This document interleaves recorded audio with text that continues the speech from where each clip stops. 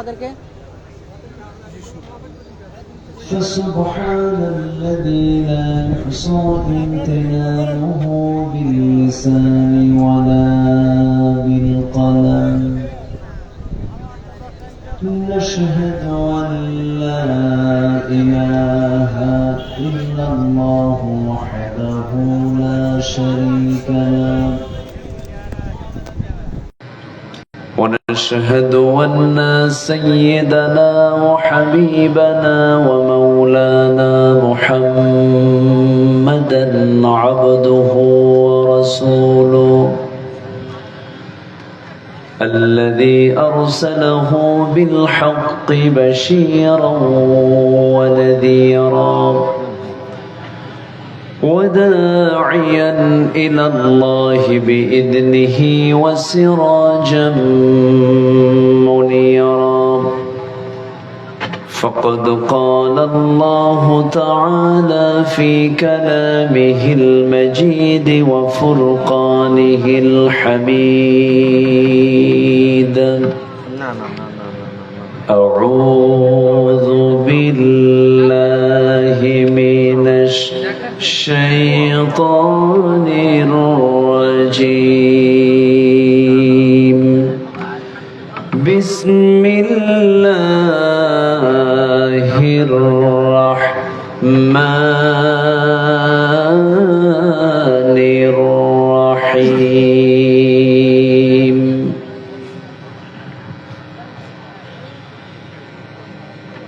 قل إن كان آباؤكم وأبناؤكم وإخوانكم وأزواجكم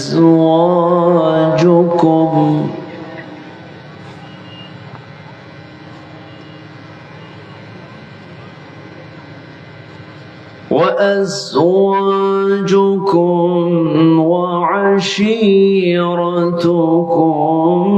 وأموال اقترفتموها وتجارة تخشون كسادها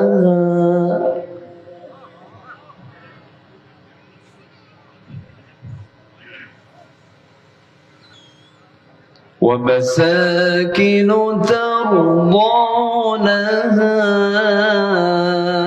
أحب إليكم من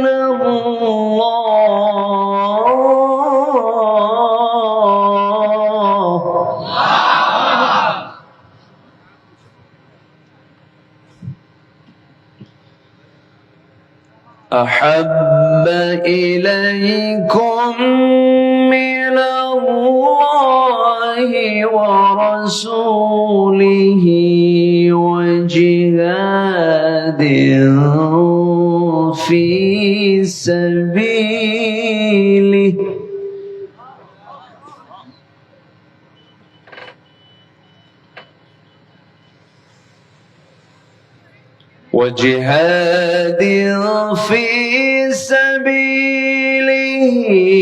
فتربصوا حتى يأتي الله بأمره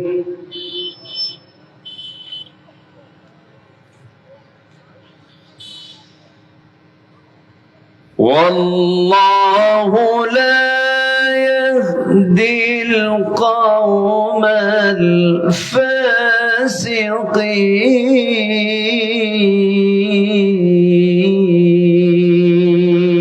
الفاسقين.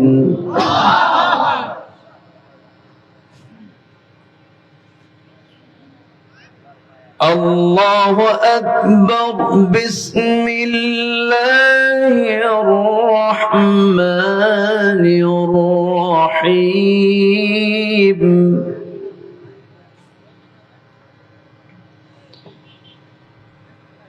إن الله وملائكته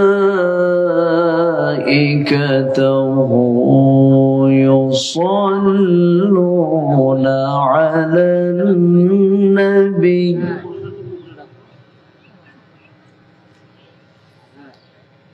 يا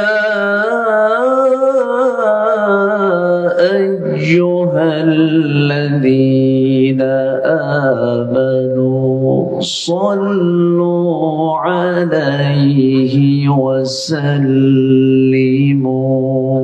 تسليما اللهم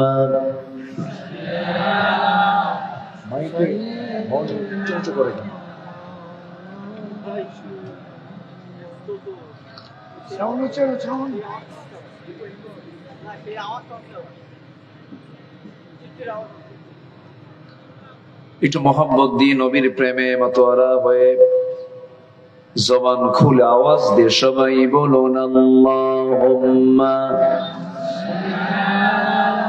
আওয়াজ কেন হয়? আলাদা আওয়াজ হচ্ছে। وعلى آل سيدنا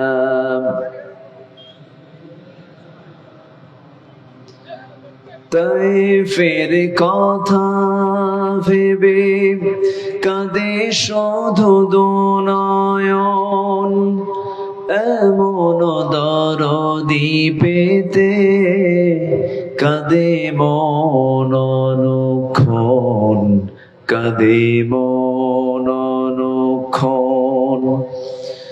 ওহুদ দাতাহারা আহমদ যখন লৌহ মাখা কিয়ামতে উঠবে তখন, জিহাদ না করে কিভাবে দেখাবে তুমি চাঁদ চেহারা রূপে ওয়াতুল। আল্লাহুম্মা সাল্লি আলা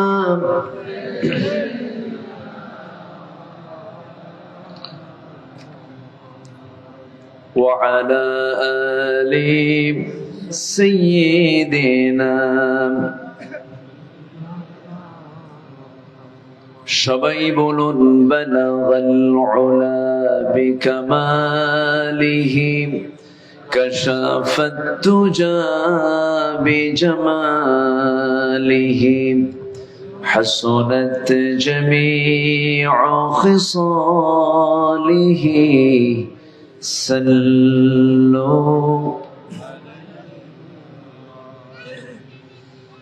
सूरते यूसुफ बिदारी हिकमते लुक़मान मा क़ारिए क़ुरआन बारी ये है दिले सादिमान मा बलगल उला बिकमालिही कशफत तुजा बिजमालिही।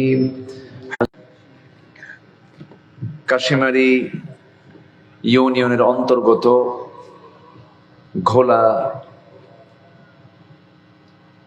আল মদিনা জামে মসজিদ মাহফিল ইন্তেজামিয়া কমিটি কর্তৃক আয়োজিত চতুর্থ বার্ষিকী তাফসীরুল কোরআন মাহফিল 2024 ঘোলা ত্রিমোহনী ফুটবল মাঠে অনুষ্ঠিত আজকের এই তাফসীর মাহফিল,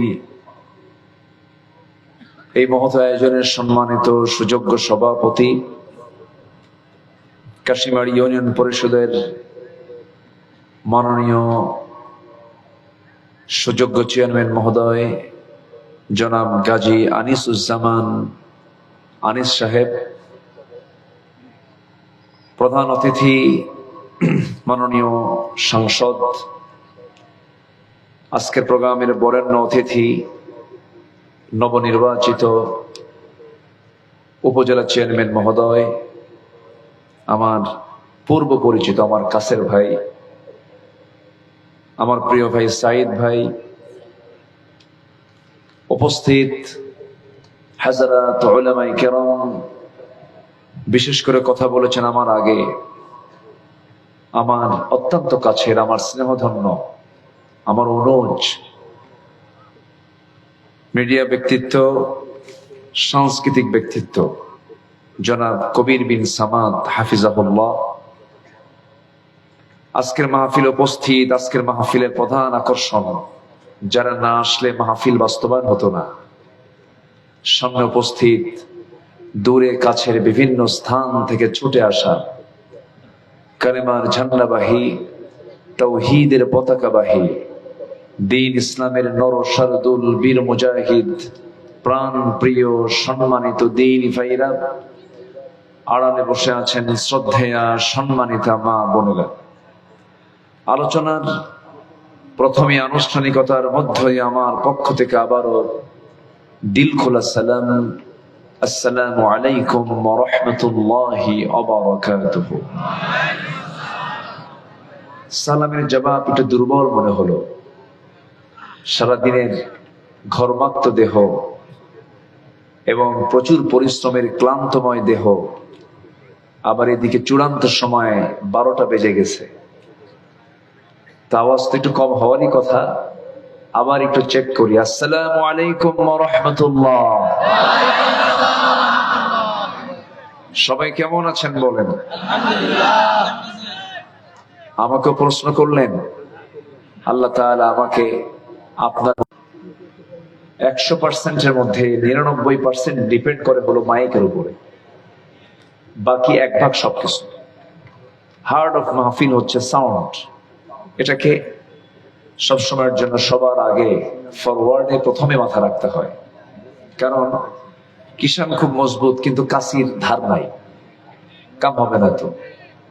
খেলোয়াড় খুব ভালো, ফুটবলের পাম নাই, কাম হবে না তো। এগুলো খেয়াল করতে হয় একটু। যাই হোক, আমাকে সময় দেবেন তো নাকি সবাই? না 12টা বাজে গেল। অনেকে তো মাহফিলে এসেছেন, আবার কালকে দিনে কাজ আছে, যাবেন? আমিও যাই। না না না, আপনি কি? আচ্ছা, জি, ওনারা খুব ক্লান্ত মানুষ। সারাদিনের বহু কাজ থাকে, বহু তৎপরতা নিয়ে তারা চলেন। আল্লাহ তাআলার মেহেরবানি, আমরা যেখানে বসে আছি এটা যে জান্নাতের টুকরা, এটা কি বিশ্বাস হয়? হয়তো। তাহলে এই পৃথিবীতে এখন এই মুহূর্তে শ্রেষ্ঠ জায়গার নাম হলো কোরআনের মাহফিল, কোরআনের মাজলিস। বলি আলহামদুলিল্লাহ। তো আমরা যেখানে বসে আছি এই জায়গায় যতক্ষণ বসে থাকবো গুনাহ মাফ হবে, ফেরেশতারা দোয়া করবেন। তাহলে এখন এই মুহূর্তে এর চাইতে দামি কোন জায়গার দ্বিতীয়টা আছে? আমরা এই দামি জায়গায় বসতে পেরেছি, বলি আলহামদুলিল্লাহ। আবারও বলি আলহামদুলিল্লাহ। চিৎকার মেরে বলছি আল্লাহুম্মা ইন্নী আসআলুকা আল হুদা ওয়াত তুকা ওয়াল আফাফা ওয়াল গিনা। সবাই বলি আল্লাহুম্মা আইন্নি আলা যিকরিকা ওয়া শুকরিকা ওয়া হুসনি ইবাদাতিকা। আমরা আল্লাহ তাআলার শুকর আদায় করে নিলাম। উঠলাম সবার শেষে, কিন্তু লেখা আছে প্রধান বক্তা, কিন্তু হয়ে যায় মাহফিল এসে শেষ বক্তা, তাই না? শেষ ক্লাসটা নেওয়া খুব কঠিন। আগে যখন মাদ্রাসায় পড়তাম প্রথম ক্লাসটা খুব মজা পেতাম। শেষ ক্লাসে ওস্তাদ যখন আসতেন মনে হতো ওস্তাদ বের হবে কখন। তা আমাকে আমার একটা টাইম দেওয়া হয়েছে। আমি আপনাদের কাছে প্রথমেই একটু করজোরে মিনতি জানাবো, খুব বেশি লম্বা সময় আমি নেব না, খুব নাতিদীর্ঘ আমি কথা বলবো। ওমা তাওফীকি ইল্লা বিল্লাহ। আমরা শেষ কাজ দোয়াটা করে আমরা এখান থেকে বিদায় নেব। জোরে বলি ইনশাআল্লাহ, জোরে বলি ইনশাআল্লাহ। সম্মানিত হাজিরিন, সাতক্ষীরা ঢুকেই প্রথমে পেলাম হলো দেব, এরপর পেলাম কালী, এরপর পেলাম শ্যাম, তাই না? দেব, কালী, এরপরে শ্যামে আসলাম, ঠিক আছে না? কিন্তু এসে দেখি না কোনো দেবও নাই, কোনো কালীও নাই, কোনো শ্যামও নাই, সব তো মুসলমান। বলি আলহামদুলিল্লাহ। তবে এক সময় ছিল, এক সময় ছিল ছিল আছে বলেই তো নামটা এখনো আছে। তবে আমার নবীজি যখন কোন নামের মধ্যে কোনো শিরিক পেতেন, কোন ব্যক্তির হোক অথবা কোন স্থানের নাম হোক, চেঞ্জ করে দিয়েছেন মুহাম্মদ সাল্লাল্লাহু আলাইহি ওয়াসাল্লাম।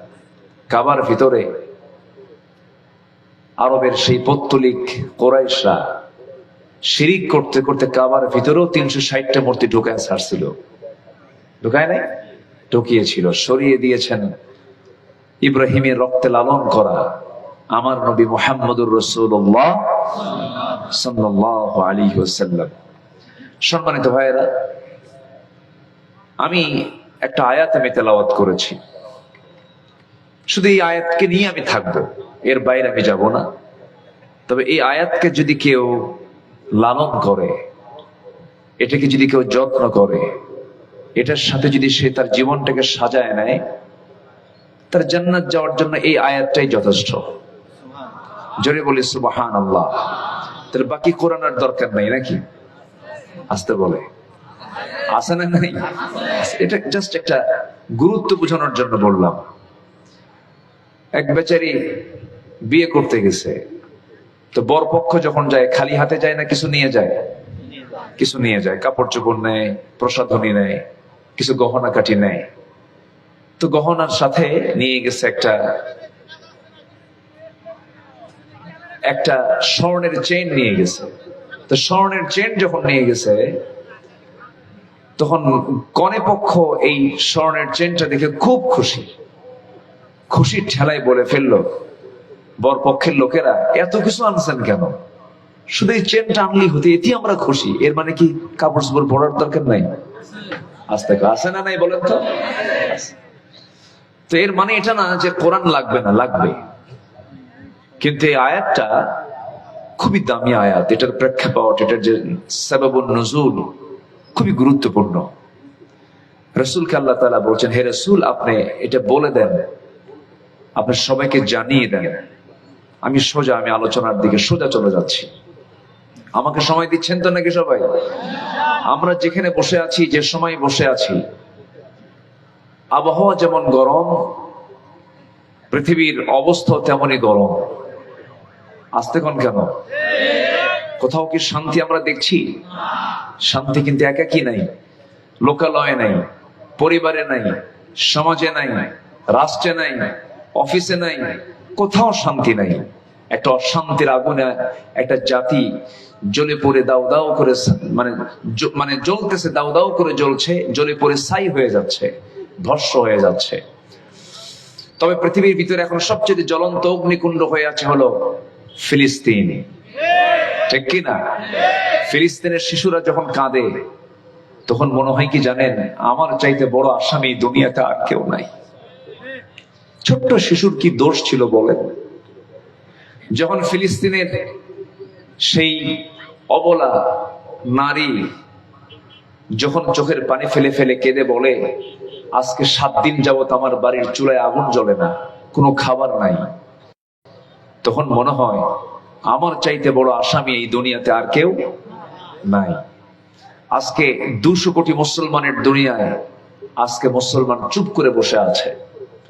মাত্র 1.25 কোটি ইহুদি গোটা পৃথিবীর মুসলমানদেরকে তছনছ করছে। আজকে মুসলমান যদি কালিমার ঝান্ডা, কালিমার এই অস্ত্র যদি হাতে নিত, গোটা পৃথিবী থেকে সমস্ত জুলুম অত্যাচার সব নির্মূল হয়ে যেত। কিন্তু মুসলমান সেই কালিমা নামক অস্ত্রকে হাতে নিতে পেরেছে? নিতে পারেনি। কেন? আমাদের সমস্যা, মূল জায়গায় সমস্যা আছে। সে সমস্যা হলো আমাদের ইমানই সমস্যা। আমাদের কিসের সমস্যা বলেন? ইমানের সমস্যা। আসুন না সেই মূল আলোচনার দিকে আস্তে আস্তে চলে যাচ্ছে। আমাকে সময় দিচ্ছেন তো সবাই? সবাই সময় দিচ্ছেন তো? তবে চেয়ারম্যান সাহেবের একটা কথা আমার খুব ভালো লেগেছে। তিনি বলেছেন কোরআনের মাহফিল 24 ঘন্টা চলবে। উনি 72 ঘন্টা বলছেন, মানে উনি বুঝাচ্ছেন, হ্যাঁ প্রয়োজনে 72 ঘন্টা চলবে, মাহফিল বন্ধ কেউ করতে পারবে না। ওনার কথার জোর আছে কেন? ওনার পেছনে পাওয়ার আছে না নেই বলেন তো? আচ্ছা। সম্মানিত ভাইরা, একটা প্রশ্ন করব আমি। ৭১ থেকে নিয়ে আজকে 2024 সাল, এই দেশের ক্ষমতার মসনদে কোন একটা বারের জন্য কি আলেম ওলামার ক্ষমতা এসেছিলেন? আসতে বলে এসেছিলেন? জেলখানায় কারা বেশি বলেন? জেলখানায় কারা বেশি? তাহলে দোষ করলো কারা আর জেল খাটে কারা? এটা আপনাদের কাছে একটা প্রশ্ন করলাম, একটু ভাববেন, চিন্তা করবেন। তবে দিন ঘুরে যাবে। কারো জন্য হয়তো আজকে পৌষ মাস হচ্ছে, কারো জন্য সর্বনাশ হচ্ছে। একদিন পৌষ মাস আসবে। আসতে পান কেন? ঠিক কিনা? আসবে। এক মাঘে শীত যায় না, আসবে ফিরে। রসুলকে নিয়ে কত কি করা হয়েছে। বাড়ি থেকে বের করে দেওয়া হয়নি রসুলকে, আসতে বলে বের করে দেওয়া হয়নি। অথচ যে রসুলের জন্য আরশ আজিম পাগল, যে রসুলের জন্য গোটা পৃথিবী পাগল, যে রসুলের নখের ইশারায় আকাশের চাঁদ 2 ভাগ হয়ে যায়, সে রসুলকে ঘর থেকে বের করে দেওয়া হয়েছিল, মামলা দেওয়া হয়েছিল। সে রসুলকে পর্যন্ত জেল খাটতে হয়েছে। চোখের সামনে মুরগির রানের মতো 2 টুকরা করে শহীদ করে দেওয়া হয়েছে ইয়াসির রাদিয়াল্লাহু আনহুকে। তিনি দেখেছেন, কিন্তু আল্লাহ তাআলা কি তাকে একটা সুদিন দেননি? আসতে বলেন দেন নাই। কষ্ট যত বেশি হবে, রক্ত যত বেশি ঝরবে, দিন কায়েমের পথ তত সুগম হয়ে যাবে। এটাই ইতিহাস। ইন্নামা আল উসরি ইউসরা। আমার বন্ধুগণ, আল্লাহ রাব্বুল আলামিন যে নবীর নাম শান এত দিয়েছেন, আমার আল্লাহ তার নিজের পরিচয় দিয়েছেন। সবাই বলি আলহামদুলিল্লাহি রাব্বিল আলামিন। জবান খুলে সবাই বলেন, সওয়াব পাবেন। আলহামদুলিল্লাহি রাব্বিল আলামিন। আর আমার নবীর পরিচয় সে আল্লাহ দিচ্ছেন, ওয়ামা আরসালনাকা ইল্লা রাহমাতাল লিল আলামিন। আমার আল্লাহ হলেন গোটা বিশ্ব জগতের তিনি হলেন রব। আর সেই গোটা বিশ্ব জগতের জন্য রহমত করেছেন অন্য কোন ব্যক্তি নয়, তিনি হচ্ছেন মুহাম্মদ সাল্লাল্লাহু আলাইহি ওয়াসাল্লাম। সকল পয়গম্বরকে আল্লাহ তাআলা আঞ্চলিক নবী করে দুনিয়াতে পাঠিয়েছেন। আদম থেকে ঈসা আলাইহিস সালাতু ওয়াস সালাম পর্যন্ত যত পয়গম্বর এসেছেন, এই লক্ষাধিক পয়গম্বরকে আল্লাহ রাব্বুল আলামিন কওমের নবী বানিয়েছেন, আঞ্চলিক নবী বানিয়েছেন। আর আমার নবীকে বানিয়েছেন আঞ্চলিক নবী না, বিশ্ব নবী। বিশ্ব নবী বানিয়েছেন। সেই বিশ্ব নবীর মিশনে, তার দাওয়াতি কার্যক্রমে, ইসলামের এই দ্বীনের দায়িত্ব পালন করতে গিয়ে তাকে যদি ঘর ছাড়তে হয়, তাকে যদি জেল খাটতে হয়, তাকে যদি হিজরত করতে হয়, তার যদি দাঁত ভাঙতে হয়, কোমর যদি হারাতে হয়, অবশ্যই সেই একই দিনের দায়িত্ব আমি আপনি পালন করতে গেলেও আমার আপনার জীবনে আসবে। এটা অস্বাভাবিক না স্বাভাবিক? অস্বাভাবিক না স্বাভাবিক? স্বাভাবিক। তবে হ্যাঁ, কেউ দাওয়াত দিতে গেলে ফুলের তোড়া পায়, আর কেউ দাওয়াতি কাজ করতে গেলে জেলখানা পায়। সবার দাওয়াত কি এক? আসতে বলবেন, সবার দাওয়াত কি এক? এক না। তবে হ্যাঁ, হক পথের যদি আপনি দাওয়াত দিতে যান, এই যে আমি আজকে মঞ্চ উঠেছি, এই মঞ্চে কথা বলবো আমি, আল্লাহ তাআলা আমাকে এমন কথা বলতে বলেছেন যে কথাটা হক কথা। হক কথাটা মিষ্টি হয় না তিতা হয়? আসতে বলবেন, হক কথাটা মিষ্টি হয় না তিতা হয়? আল্লাহ একটা আয়াতে বলছেন, বান্দা একটা আমল করবে তুমি, আমি তোমার সমস্ত আমলগুলোকে ঠিকঠাক করে আমি তোমার সমস্ত গুনাহ মাফ করে জান্নাত দিয়ে দেব। আল্লাহ রাব্বুল আলামিন সূরাতুল আহজাবের শেষের দিকে বলছেন, ইয়া আইয়ুহাল্লাযীনা আমানু তাকুল্লাহা ওয়া কুলু قولا سديدا يصلح لكم أعمالكم ويغفر لكم ذنوبكم ومن يطع الله ورسوله فقد فاز فوزا عظيما জোরে বলুন আল্লাহু আকবার।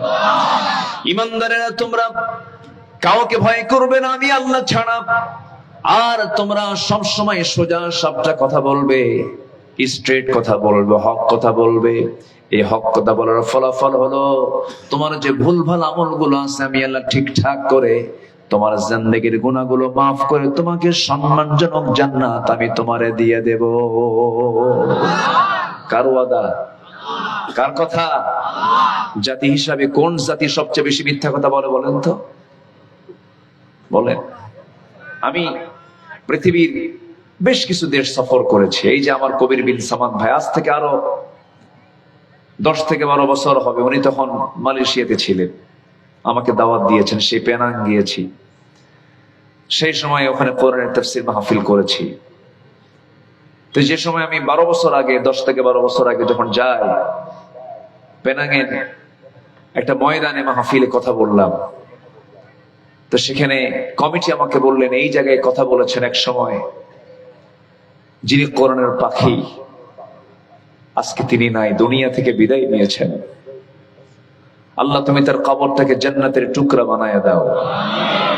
এই যে আজকে কোরআনের মাহফিলের যে আসর, এই আসর মজানোর, এই আসর সৃষ্টি করার ক্ষেত্রে যিনি সবচাইতে বড় যিনি ভূমিকা পালন করেছেন এই পরিবেশ তৈরি করার, তিনি হচ্ছেন অন্য কেউ নন, এদেশের অগণন মানুষের কলিজার টুকরা, প্রাণের স্পন্দন। অসংখ্য যুবক পথের দিশা পেয়েছে যার বক্তৃতা শুনে, অসংখ্য পথহারা ব্যক্তি যার তেজোদ্দীপ্ত বক্তৃতায় উদ্বুদ্ধ হয়ে একামতে দ্বীনের ছায়া তলে আবদ্ধ হয়েছেন। আজকে ঠিক একই কায়দা আবু হানিফার মতো, আল্লাহু আকবার, আবু হানিফা রাহমাতুল্লাহ আলাইহি জেলখানায় ছিলেন 8 বছর, বিষ প্রয়োগ করে দুনিয়া থেকে বিদায় করে দেওয়া হয়েছে জেলখানার মধ্যেই। আসলে আল্লাহ যাকে কবুল করতে চান তাকে তো এরকম করেই কবুল করবেন, ঠিক কিনা? তবে কোন জুলুমের রেহাই নাই, কোন জালিমকে আল্লাহ রেহাই দিবেন না। আসতে বলবেন না, জোরে বলেন ঠিক কিনা? ফেরাউন খুব দাপট চালিয়েছিল, জুলুমের মাত্রা যখন বেড়ে গেল বলে ফেললো, মুসা আজকে তোকে পানিতে চুবাইয়া মারবো। আল্লাহকে, মুসাকে না, তোকে চুবাবো। আল্লাহ চুবান নাই? আল্লাহ চুবান নাই? সে আল্লাহ বুঝি নাই? আসতে বলবেন না, সে আল্লাহ আছে না নাই? আচ্ছা, এখনো আছে। শুধু যদি মুসার শক্ত হাতে লাঠি নিতে পারি, ইব্রাহিমের তেজোদ্দীপ্ত ঈমান যদি আমরা লালন করতে পারি, আমরা যদি মুসার মতো শক্ত লাঠি হাতে নিতে পারি, আমরা যদি নূহের মতো দিন রাত দাওয়াত কামি লাইলা ওয়া নাহারা, দিন রাত যদি কালেমার দাওয়াত দিতে পারি, আমরা যদি আবু বকরের মতো দৃঢ়চেতা হতে পারি, ওমরের মতো সাহসী হতে পারি, ওসমানের মতো ধৈর্যশীল হতে পারি, আলীর মতো রণক সৈনিক বীর সেনানী হতে পারি, অবশ্যই বাতিলরা সবগুলো পরাজিত হয়ে বঙ্গোপসাগরে হাবুডুবু খাবে। সেই বাতিলদের মোকাবেলা করতে কি সবাই রাজি আছেন? রাজি আছেন? কারা কারা হাত উঁচু করে দেখান মুসলমান।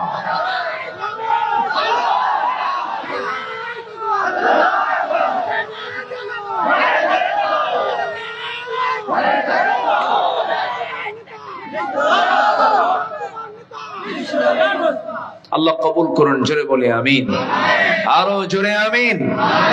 এক মুরব্বী, প্রায় 70 বছর বয়স হবে তার, স্লোগানের জন্য দাঁড়ায় গেছে। কিছু যুবক আছে সাইকেলের চাকা বাস চলে সিট হয়ে পড়ে, আছে না এরকম? আছে না? আছে। আবার কিছু বুড়ো চাচা আছে, দেখবেন যৌবনের গান তাদের মধ্যে মানে বাজতেই থাকে। এটাই স্পিরিট একটা। এই স্লোগান নিয়েও কত কথা বলা হলো, এটা নাকি জঙ্গিবাদের স্লোগান। নারে তাকবীর আল্লাহু আকবার নাকি বলা যাবে না। মাহফিলে বসলে আগে বলা হতো, প্রায় এরকম বলতো, হুজুর এমন ওয়াজ করবেন আকাশে আর কবরের দুনিয়া আমরা দেখে নেব, দুনিয়া দেখবে ওরা আর আমরা দোয়া করে দেব। আছে না নাই? আসতে বলবেন না, আছে না নাই? আছে। সম্মানিত ভাইয়েরা, সম্মানিত বন্ধুগণ, তাহলে জাতি হিসাবে এই দেশের মানুষ তো মিথ্যা কথা বলেই না, না?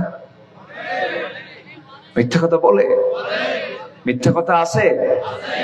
এক সাহাবী নবীর সামনে দাঁড়ায় বলে, হুজুর আমি বেশি আমল করবো না, আপনি একটা আমল শেখায় দেন। রাসূল বললেন, মিথ্যা কথা কবি না, যা। সাহাবী আমল করতে চাইলেন কয়টা?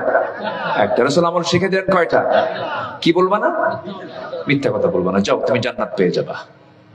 আল্লাহু আকবার বলবেন না? এটা কি নবীর কথা না আল্লাহর কথা? এই কিছুক্ষণ আগে আয়াতটা বললাম, ওয়াকুলু কাওলান সাদীদা। ওই সাহাবী নতুন ইসলাম কবুল করেছিলেন। 3টা অভ্যাস তার মধ্যে ছিল, চুরি করা, জেনা করা, মদ খাওয়া। চুরি করে রাত্রেবেলা নবীর কাছে সকালবেলা নবীর সামনে হাজির হয়েছেন। রাসূল বলেন, গত রাত্রে তুমি কোথায় গেছো? হুজুর জীবনে আর চুরি করবো না। পরের রাত্রি নারীর ঘরে গিয়েছে, নবীর সামনে সকাল। আল্লাহর কসম করে বলি, হুজুর আপনি আল্লাহর নবী, মিথ্যা কথা ছেড়ে দিলাম, সাথে সাথে কবিরা গুনাহ ছেড়ে দিলাম। আল কিযবু উম্মুল খাতিআত, মিথ্যা হলো সমস্ত পাপের মা। আর আজকে আমার দেশের নেতৃত্ব চলে হলো মিথ্যা মিথ্যা মিথ্যা দিয়া, ঠিক কি না?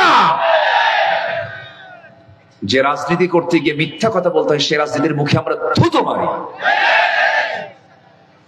যে নেতৃত্ব দিদিকে ধোঁকা দিতে হয়, সেই নেতৃত্বের মুখে আমরা জুতা মারি, ঠিক কিনা? একটা মানুষ আল্লাহওয়ালা হয়ে যাবে, একদম সে পৃথিবীর সেরা মানুষ হবে, শুধু একটা আমল, মিথ্যা বলবো না। সে আল্লাহওয়ালা। আপনি যদি কাউকে দেখতে চান কোন আল্লাহওয়ালা মানুষকে, 1 নম্বর গুণ দেখবেন, সে মিথ্যা কথা বলবে না। এই পৃথিবীর সেরা মানুষের একটা সেরা গুণ ছিল, 1 নম্বর গুণ, তার জীবনে একটা মিথ্যা কথা বের হয় নাই। তিনি কে? মুহাম্মদুর রাসূলুল্লাহ সাল্লাল্লাহু আলাইহি ওয়াসাল্লাম। আমাকে সময় দিচ্ছেন তো নাকি? কারো কোনো আপত্তি নাই তো? জি ইনশাআল্লাহ। শেষ পর্যন্ত থাকবেন? বলো কয় না? শেষ পর্যন্ত থাকবেন বলো। জি, খুব এটা হচ্ছে ভাষার গহনা। এটা ভাষার কি গহনা? মেয়েরা না গহনা পড়লে কি সাজে? ভাষার একটা গহনা থাকে। ভাত খেয়ে যাবেন বলো। যখন আমি নতুন আসি তখন এটা শুনতাম, তো বলো কি? ভাত খেয়ে যাবেন বলো, মানে বলো কি বলবো, আমি এটা বুঝতাম। তো পরে না দেখি না, এটা ভাষার গহনা। আলহামদুলিল্লাহ, এটা আল্লাহ তাআলা প্রত্যেকটা এলাকার আঞ্চলিকতা দিয়েছে। এই ভোলার মানুষ সব শব্দের শেষে যে লাগায়, দোয়া করবেন যে, ভাত খাবেন যে বলে। হ্যাঁ, আবার লক্ষ্মীপুর নোয়াখালীর মানুষ আবার কেন ভাত খাবেন, কেন ভাত খাবো না প্রশ্ন করে, ভাত খাবেন কেন? আর মেহমানকে দাওয়াত দিয়ে যদি ভাত খাবেন কেন, তো তার একটা ভাষা। তো এটা হচ্ছে ভাষার গহনা। এগুলো ভাষার কি বলেন তো? গহনা। এগুলো কে দিয়েছেন? সব ভাষার ভিতরে কে দিয়েছেন? আল্লাহ দিয়েছেন। অনেক কথা আস্তে আস্তে করে শুনবো আমরা, জোরে বলি ইনশাআল্লাহ। তাহলে আমার দেশে সত্য বেশি চলে না মিথ্যা কথা বেশি চলে? আমরা কি মিথ্যার সাথে যাব? মিথ্যাবাদীদের দল করব? মিথ্যা রাজনীতিকে কখনো সমর্থন দেব? মিথ্যাবাদীদের সঙ্গে আমাদের ওঠা বসা থাকবে? ওয়াকুনু মা'আস সাদিকিন, ওয়াকুনু মা'আস সাদিকিন। কার কথা? আল্লাহর কথা।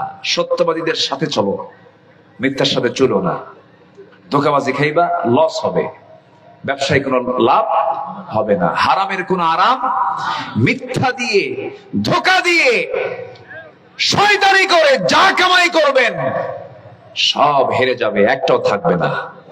সাদ্দাদের, কারণের কারো সম্পদ থেকে নাই, থাকে নাই, সব শেষ হয়ে গেছে, ঠিক কিনা? এক বেচারি সারা রাত কষ্ট করে একটা ঘোড়া চুরি করছে। কি চুরি করছে? ঘোড়া চুরি করে আনছে বাড়িতে। সকাল হয়ে গেছে, ছেলেকে ডাক দিয়ে বলে, বাজান অনেক কষ্ট করে করলাম, একটা চুরি করে ঘোড়া আনলাম, তো ঘোড়াটা তো বিক্রি করতে পারলাম না, আমি তো চোখে ঘুম, তুমি ঘোড়াটা বাজারে নিয়ে গিয়ে বেঁচে আসো। ছেলেকে দায়িত্ব দিছে, ছেলে চলে গেছে বাজারে ঘোড়া বেচার জন্য, বিক্রি করার জন্য। এক ক্রেতা এসে বলে, ভাই ঘোড়াটার দাম কত? কে? ঠিক আছে, দাম মিটমাট হলো। ঘোড়া তো দেখা দরকার, 4 পাও সচল আছে কিনা। কি ঠিক আছে, তুমি দেখে নাও। ঘোড়ার পিঠে চড়ছে, লাগামটা নিয়ে এমন টান মারছে, আর ঘোড়া ফেরত আসে না। সন্ধ্যা হয়ে গেছে, দাম তো আর নেয় নাই। ও চেক আপ করার জন্য ঘোড়া নিয়ে চলে গেছে। সন্ধ্যা পর্যন্ত অপেক্ষা করে যখন ঘোড়ার ফেরত আসে না, তখন ব্যর্থতা নিয়ে চলে আসছে বাড়িতে। বাপ এখন ছেলেকে বলে, বাজান গোটা রাত ধরে কষ্ট করে ঘুম জাগিয়া ঘোড়া চুরি করে আনলাম, তো ঘোড়ার দাম কত পাইছো? আব্বা, যে দামে কেনা সেই দামেই বেচা। যে দামে কেনা সেই দামেই বেচা। টাকা পাচার করে কোনো লাভ হবে না, কেউ ভোগ করতে পারবেন না। হারামের কোন আরাম নাই, হারামের কোন আরাম কখনো হবে না। শোনেন, হাজার হাজার কোটি টাকার মালিক হলেই কিন্তু সুখী হওয়া যায় না। গ্রামের লোক বেশি খায় না শহরের লোক বেশি খায়? ভালো করে কোন, শহরের লোক বেশি খায় না গ্রামের লোক বেশি খায়? টাকা পয়সা কাদের বেশি? শহরে। গ্রামের লোক যখন খাইতে বসে তখন পায়জামার দড়ি খুলে বসে, পায়জামার দড়ি খুলে বসে, কোনো বাধা নাই। আর শহরের লোক যখন খাইতে বসে, হাজার কোটি টাকার মালিক চার্ট নিয়ে বসে, ডাক্তার চার্ট দিছে, হ্যাঁ, সকালবেলার নাস্তা 2 গ্রাম, কি 2 গ্রাম রুটি, 1 কেজি আঙ্গুর সামনে সাজানো, 1 কেজি আঙ্গুর, একটা খায় আর চার্ট দেখে বলে, খবরদার 2টা খালি কিন্তু ইনসুলিন নিতে হবে। একটা খায় আর ইতিমের মতো চায় থাকে, আর কপাল, আঙ্গুর তোকে শুধু দেখলাম, খাইতে পারলাম না। আছে না নাই বলেন তো? হাজার কোটি টাকার মালিক 1 আঙ্গুর খায়, বাকি আঙ্গুরের দিকে ইতিমের মতো চায় থাকে, ফকিরের মতো, ঠিক কিনা? আল্লাহ কয়, আমি তোরে টাকা দেখাবো আর গরিবরে খাওয়া দেখাবো। গরিবের কি দেখাবো? খাওয়া দেখাবো। তুই টাকা দেখবি আর গরিব কি খাবে। গ্রামের মানুষ যখন বসে তখন কি প্লেট নিয়ে বসে? কি নিয়ে বসে? এটাকে কি বলে? গামলা নিয়ে বসে। বসে ফজর পড়েই গেছে কাজে ঘেরে, এমন কাজ দিছে, কোদাল মারছে। কোদাল মেরে এসে যখন বসছে, এই বোলের মধ্যে ছিল 1 কেজি চালের পান্তা, গো গ্রাস, মানে কি জানেন? গরুর মতো গ্রাস, একদম নিমিষেই শেষ। খাদ্য কি সাথে কি আছে? কাঁচা মরিচ আর কাঁচা পেঁয়াজ, এটি 1 কেজি চাউল নাই। খাওয়ার পরে যখন বলা হয় খাইছো কেমন, কারো 1 কেজি হলে ভালো হয়। কোন অসুখ বিসুখ আছে? কোন সমস্যা আছে? শান্তি দেওয়ার মালিক কে? আসতে বলবেন না, শান্তি দেওয়ার মালিক কে? বরকত দেওয়ার মালিক কে? ধনীকে আল্লাহ সন্তানও দেন না, বেশি হয় না, খালি কলকাতা যায়, ভেলোর যায়, সিঙ্গাপুর যায়, বাচ্চা হয় না, বহুত সমস্যা, টেস্ট টিউব, এই টিউব ওই টিউব। আর গরিব রিক্সাওয়ালা ইটের ভাটায় কাজ করে, বছরের এ মাথায় 2টা, ওই মাথায় 3টা, ঠিক কিনা কম? পরে যখন বলা হয় বাচ্চা কয়টাকে, বালিশ গুনতে হবে। কি গুনতে হবে? বালিশ গুনতে হবে।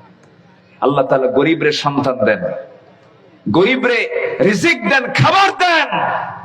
গরিবরে শুধু, ধনীরে শুধু টাকা দেন, তুই টাকা গুনবি আর খাবারের দিকে চায় থাকবি, খাইতে পারবি না। এই জন্য আল্লাহর কাছে বলতে হয়, আল্লাহুম্মা ইন্নী আসআলুকা রিজকান ওয়াসিআ, আল্লাহ তুমি আমাকে প্রশস্ত রিজিক দাও। টাকা দিও না, পয়সা দিও না, তোমার হালাল রিজিক তোমার কাছ থেকে চাই, বরকতময় রিজিক তুমি আমাকে দাও। আল্লাহু আকবার বলো। এই জন্য আমরা হালাল হালাল চাবো না হারাম চাবো? হালাল চাবো না হারাম চাবো? হারাম। হারাম না হালাল? হালাল। কিন্তু আজকে আমরা হালালে ডুবে আছি না হারামে ডুবে আছি? সমাজে সুদ চালু না যাকাত চালু? সুদ চালু। আমার বন্ধুগণ, সব ঠিক হয়ে যাবে। এই আয়াত যে আয়াত থেকে আমি তেলাওয়াত করেছি, সেই তেলাওয়াতকৃত আয়াতের অনুকূলে যদি আমরা জীবনটাকে সাজাই গোছায় নেই, সুন্দর করে সাজিয়ে নেই, সব আমার আপনার ঠিক হয়ে যাবে। যে সুদ আমরা সন্তানদের জন্য খাই, যে হারামগুলো আমরা সন্তানদের জন্য উপার্জন করি, জমির আইল ঠেলি, মানুষকে ঠকাই, ওজন কম দেই সন্তান পরিবারের সুখ শান্তির জন্য, আল্লাহ বলছেন হে রাসূল আপনি জানিয়ে দেন পৃথিবীতে যত ভালোবাসার জিনিস আছে, যত ভালোবাসার ব্যক্তি আছে, আল্লাহ রাব্বুল আলামিন এগুলোকে 8টা ক্লাসে ভাগ করেছেন। এই আয়াতের মধ্যে 8টা শ্রেণীকে আল্লাহ রাব্বুল আলামিন তুলে ধরেছেন। এই 8টা ব্যক্তি বস্তুর চাইতে সবচেয়ে বেশি ভালোবাসতে হবে। 1 নাম্বার কাকে? আস্তে বলবেন না, জোরে বলেন, কাকে? নাম্বার 2 হলো মুহাম্মদ সাল্লাল্লাহু আলাইহি ওয়াসাল্লামকে। এবং আরেকটা ইবাদতকে আল্লাহ তাআলা এখানে গুরুত্বের সঙ্গে দিয়েছেন, সেটা হলো জিহাদকে। গুরুত্বপূর্ণ কি বলেন তো? জিহাদকে। জিহাদ ইসলামে আছে না নাই? এই লোকগুলো উঠে কেন? ওই যে কি অসুবিধা হচ্ছে? আমি কি দোয়া করে দেব? মাত্র 1 ঘন্টা তো হলো না, একটু বসেন, আর আধা ঘন্টা কথা বলি, একটু বসেন। হ্যাঁ, ও আচ্ছা, চাপ। আমার সময় তো এগুলো সাপসুপ আসে, একটু বসেন। হ্যাঁ, মাহফিলের জোয়ার যখন হয় সেই সময় জোয়ারে উঠায় দিতে হয়। প্রধান মেহমানকে জোয়ারে উঠায় দিলে তখন জোয়ারেই সব চলে। ভাটার সময় উঠায় দিলে তার জোয়ার পাওয়া যায় না, তাই না? সবই তো ঠিক, কিন্তু ঠিক তো একটাও নাই। আচ্ছা, আমার দিকে তাকান। যিনি আমাদের পাখি, কোরআনের যিনি পাখি, তিনি কখনো এটা করতেন না। ওনার টাইম হচ্ছে ওনাকে উঠায় দিতে হবে 8টায় অথবা 7টায়, 9টায়, সর্বোচ্চ 10টার মধ্যে মাহফিল শেষ। এটা উচিত, কিন্তু পারি না তো। আমার দেশে এমনও মাহফিল হয়, ময়মনসিংহে এক মাহফিলে গেছি 9টার দিকে, হুজুর বললো হুজুর খান, এই যে বিছানা দিলাম, ঘুমান। ঘুমাবো মানে উঠবো কখন? হুজুর আপনাকে 1 ঘন্টা আগে এবার দেওয়া হবে। রাত 3টার দিকে উঠায় বলে হুজুর চলেন মঞ্চে যাই। রাত কটার দিকে? 3টার দিকে। বললাম যে 3টার দিকে উঠাচ্ছেন কেন? হুজুর গত বছর প্রধান মেহমান ছিল 4টায়, আপনাকে 1 ঘন্টা আগে দিলাম। রাত কয়টায় দিছে বলেন তো? রাত 3টে কি ওয়াজ হয় না আওয়াজ হয়? আলোচনা না আলোচনা? আলোচনা। কিছুই হয় না, সময় মতো সবকিছু হতে হয়। নামাজ সময় নেওয়ার সময়, বলেন তো, বলেন নামাজটা সময় নেওয়ার সময়। আসসালাতু আলা ওয়াক্তিহা, সময় মতো নামাজ, সময় মতো ওয়াজ। একটু আমি কষ্ট দিয়ে ফেলতেছি, আর বেশি সময় নেব না। একটু এই যে আয়াতটা বলেছি, আয়াতটা একটু নাড়াচাড়া করে আমি শেষের দিকে আস্তে আস্তে যাব। কেউ উঠবেন না, উঠলে আমার আলোচনা হেরে যায়। আমরা শুনবো, জোরে বলি ইনশাআল্লাহ। সম্মানিত ভাইরা, তাহলে 8টা জিনিসের চাইতে বেশি ভালোবাসতে হবে কাকে? আসতে বলবেন না, কাকে? আল্লাহকে। যদি আমরা আমাদের ভালোবাসাকে সলিড করে নেই, যদি আমরা আমাদের মহব্বত গুলোকে যদি আল্লাহ রাসূলের জন্য নির্দিষ্ট করে নেই, কোন হারামের দিকে আমার চোখ যাবে না, চিন্তা যাবে না। কিন্তু আমাদের যে লক্ষ্য, আমাদের যে চিন্তা চেতনা, সেই চিন্তা চেতনা ভুল থাকার কারণে হারামের দিকে আমাদের নজরগুলো চলে যায়। আল্লাহ রাব্বুল আলামিন রাসূলকে জানিয়ে দিচ্ছেন সূরা তাওবার 24 নম্বর আয়াত। যারা পারেন ঠোঁট মিলিয়ে বলুন, কুল ইন কানা আবাউকুম ওয়া আবনাউকুম ওয়া ইখওয়ানুকুম ওয়া আজওয়াজুকুম وعشيرتكم وأموال اقترفتموها وتجارة تخشون كسادها ومساكن ترضونها আহাব্বা ইলাইকুম মিনাল্লাহি ওয়া রাসূলিহি وجهاد في سبيله فتربصوا حتى يأتي الله بأمره والله لا يهدي القوم الفاسقين জোরে বলুন আল্লাহু আকবার। এই আলোচনাগুলো কি শুধু আপনি শুনছেন না গোটা দুনিয়া শুনছে? আপনার কাছে মনে হয় কি শুধু আপনি শুনতেছেন? শুধু আপনি? গোটা দুনিয়া কিন্তু শুনছে। আগামী 2 থেকে 3 দিনের মধ্যে আলোচনা কোটি কোটি মানুষের মাঝে আলোচনাগুলো চলে যাবে। এই জন্য আমরা আমাদের মুখ থেকে অযাচিত কোনো ওই হামবে থামবে দাঁড়ানের বান্দরে কলা খাইছে ইন্দুরে এমন জাতীয় কথা আমাদের মুখ থেকে আমরা বের করতে পারবো না। আল্লাহর ভয় তো আছেই, এরপরেও এই জাতীয় কথা বলা উচিত না। মঞ্চে উঠে নাচানাচি করে এমন কিছু লোক আছে না নাই বলেন তো? কি বসেন বসেন আছে কিনা বলেন? কিছু কিছু ব্যক্তির নাম নেওয়া জায়েজ নাই। হ্যাঁ, কিছু কিছু নাম মুখে নেওয়া ঠিক, আমি নেবই না নাম, আমি নামই নেব না। কথা বুঝেন আপনি? কিছু কিছু লোকের নামই নেওয়া ঠিক না। শিরকের এগুলো যে শিরকের আখড়া, এগুলো ঠিক কিনা? যারা মাজারের সেজদা দেয় তারা কিসের ইমানদার? এই মস্তক আমরা সঁপিয়ে দেব একমাত্র কার কাছে? আসতে বলবেন না, কার কাছে? আল্লাহর কাছে। মাজারে সেজদা দেয়, কোন ব্যক্তি পাইলে সেজদা মারে, যারে পারি তারই সেজদা মারে। বলে কি জানেন? তাজিমি সেজদা। এটা বলে কি? সম্মানজনক তাজিমি সেজদা। আবার যুক্তি দেয় উসজুদু লিআদম ফাসাজাদু ইল্লা ইবলিস। কি দেখছেন না? ইবলিসের যুক্তি তো ইবলিসের মতই হয়, বুঝেন না?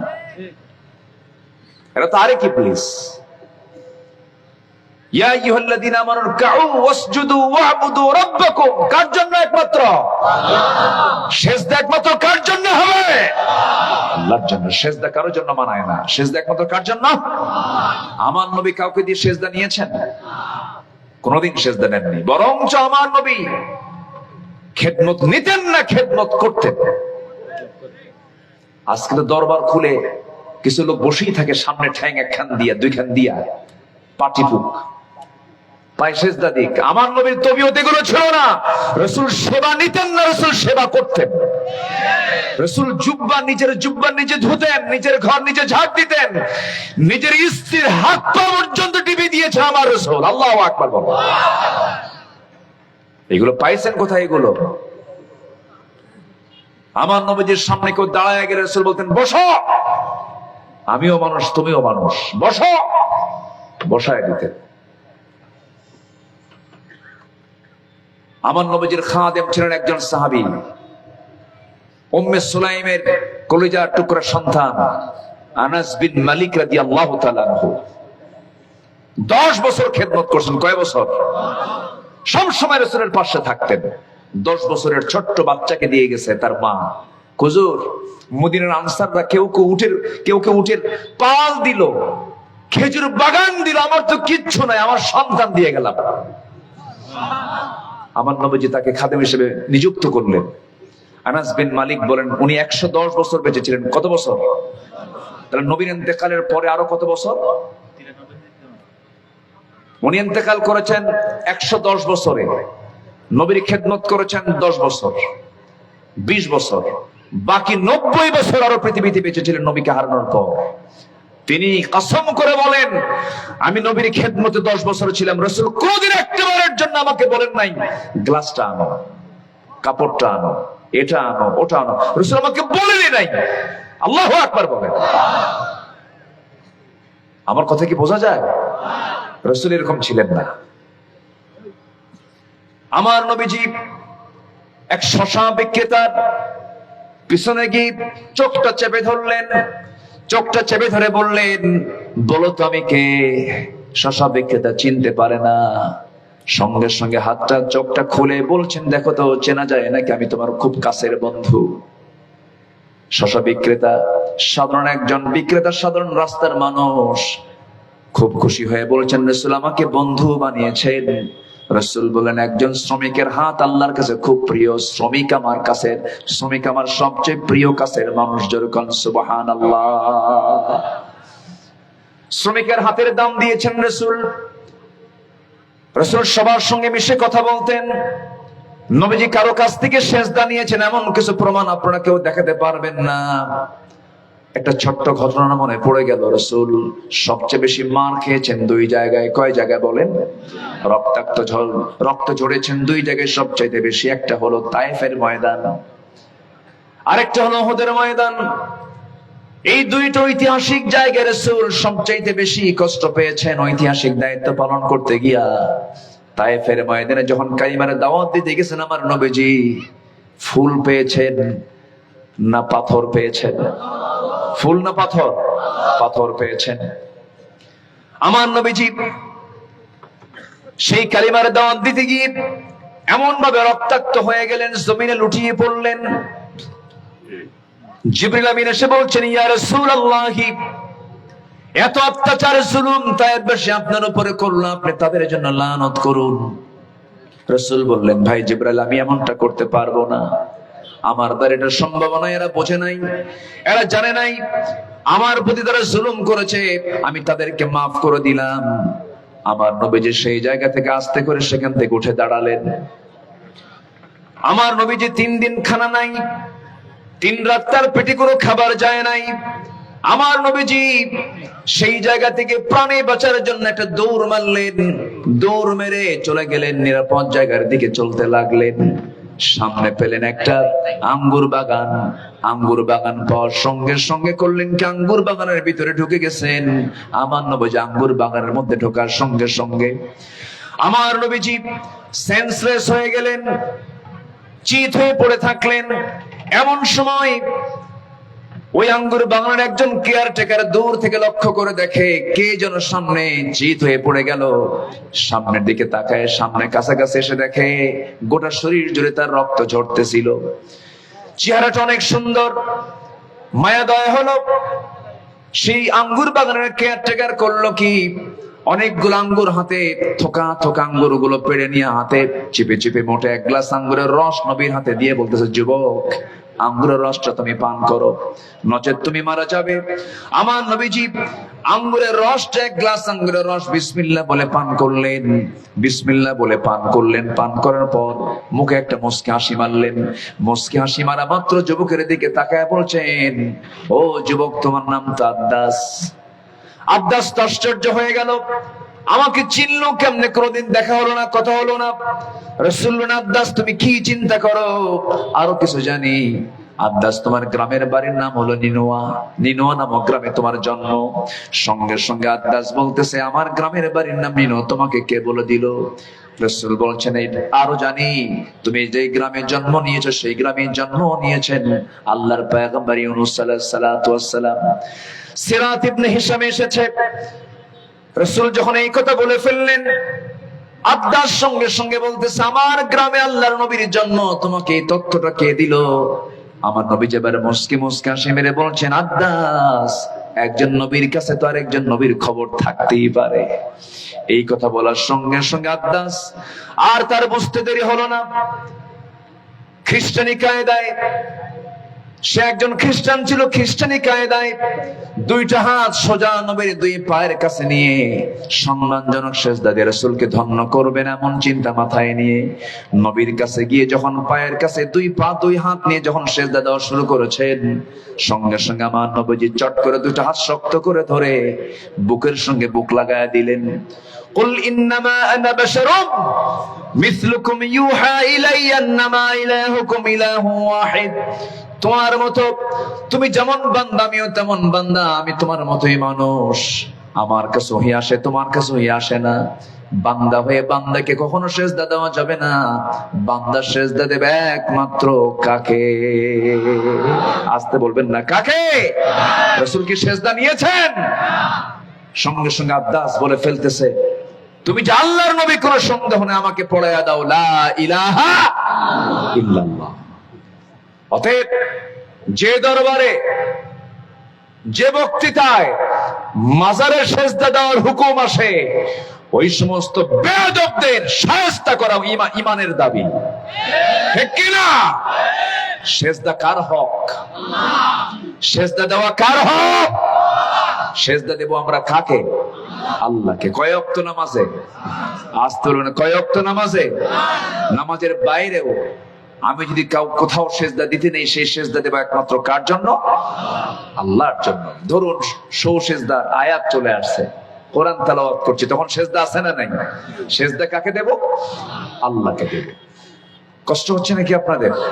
আর একটু সময় কথা বলি, জোরে বলি ইনশাআল্লাহ। সম্মানিত ভাইয়েরা, সম্মানিত বন্ধুগণ, তাহলে 8টা জিনিসের ভালোবাসার চাইতে বেশি ভালোবাসা দেখাতে হবে এক নাম্বার কার জন্য? এক নাম্বার হচ্ছে এই 8টা জিনিসের যে ভালোবাসা, ব্যক্তি এবং বস্তু এখানে আছে। যেরকম আল্লাহ তাআলা এখানে সিরিয়ালি 1 নাম্বার দিয়েছেন হলো তোমাদের বাপ। বাবার প্রতি মহব্বত আছে না নাই বলেন তো? আসতে বলে। এই বাবার দিকে টান আছে না নাই বলেন? আচ্ছা, কি ব্যাপার, ঘটনা কি? এই সব কি আমার সময় লাগলো এগুলো? হ্যাঁ, ও কারেন্ট আসছে না গেছে? ও, কারেন্ট কি মাঝে মাঝে আসে না মাঝে মাঝে যায়? যাই হোক, সেটাই হোক। জি,